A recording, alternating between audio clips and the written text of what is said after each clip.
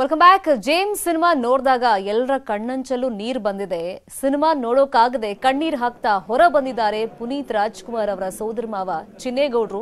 ತೆರೆ ಮೇಲೆ ಅಪ್ಪು ಬಂದ್ರೆ ಅವ್ನು ನೋಡೋ ಕಷ್ಟ ಆಗ್ತಿದೆ, ಅದಕ್ಕೋಸ್ಕರ ಸಿನಿಮಾ ನೋಡೋಕಾಗದೆ ಅರ್ಧಕ್ಕೆ ಎದ್ದು ಬಂದ್ಬಿಟ್ಟೆ ಅಂತ ಚಿನ್ನೇಗೌಡರು ಹೇಳಿದ್ದಾರೆ. ಕರ್ನಾಟಕದ ಲಕ್ಷಾಂತರ ಮಂದಿ ಈಗಾಗಲೇ ಪವರ್ ಸ್ಟಾರ್ ಪುನೀತ್ ರಾಜ್ಕುಮಾರ್ ಅವರ ಕೊನೆಯ ಚಿತ್ರ ಜೇಮ್ಸ್ ಅನ್ನು ಕಣ್ತುಂಬಿಕೊಂಡಿದ್ದಾರೆ. ಈಗ ದೊಡ್ಡ ಮನೆಯವರೇ ಆದಂತಹ ಚಿನ್ನೇಗೌಡರು ಕೂಡ ತಮ್ಮ ಸೋದರಳಿಯನ ಸಿನಿಮಾನ ನೋಡಿದ್ದಾರೆ. ತನ್ನ ಅಕ್ಕನ ಮಗನ ಚಿಕ್ಕ ವಯಸ್ಸಿನಲ್ಲಿ ಕಳ್ಕೊಂಡ್ರು ಕೂಡ ಅವರ ಒಂದು ಕೊನೆಯ ಸಿನಿಮಾನ ನೋಡಿದ್ದಾರೆ. ಬನ್ನಿ ಅವರನ್ನೇ ಮಾತಾಡಿಸ್ತಾ ಹೋಗೋಣ. ಏನು ಹೇಳ್ತಾರೆ ಸರ್?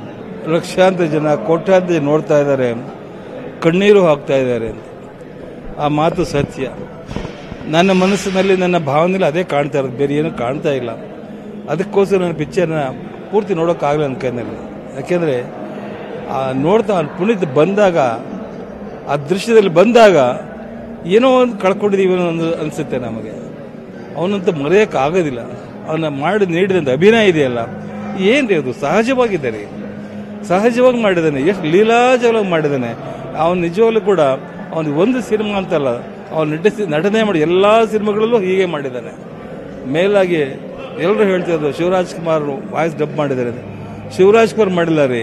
ಶಿವರಾಜ್ ಕುಮಾರಲ್ಲಿ ಪುನೀತ್ ಸೇರಿಕೊಂಡು ಪುನೀತ್ ಅವರೇ ಮಾತಾಡಿದ್ದಾರೆ. ಅಲ್ಲಿ ಭಾಳ ಚೆನ್ನಾಗಿ ಅಂದರೆ ನಮ್ಮ ಶಿವಣ್ಣ ಮಾತ್ರ ತುಂಬ ಅರ್ಥಗರ್ಭಿತವಾಗಿ ಆ ಮಾತಿಗೆ ಒಪ್ಪುವಂಥ ಮಾತನ್ನು ಮಾತಾಡಿದ್ದಾರೆ, ಡಬ್ಬಿಂಗ್ ಮಾಡಿದ್ದಾರೆ, ಭಾಳ ಚೆನ್ನಾಗಿ ಮಾಡಿದ್ದಾರೆ.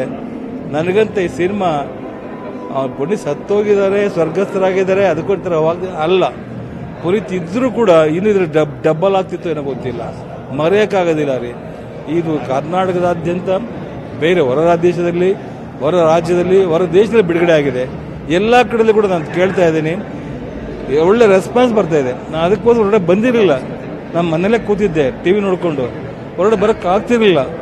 ಈಗ ನಮ್ಮ ಚಿಕ್ಕಪ್ಪನ ಮಗ ಉಮೇಶ್ ಬಂದರು, ಅಣ್ಣ ಬನ್ನಿ ಥಿಯೇಟ್ರಿಗೆ ಬರಬೇಕು ಅಂತ. ಅದಕ್ಕೋಸ್ಕರ ನಾನು ಬಂದೆ, ನಿಮ್ಮನ್ನು ನೋಡ್ತಾ ಇದ್ದೀನಿ. ನಾನು ಏನು ಹೇಳಿ ನಿಮಗೆ.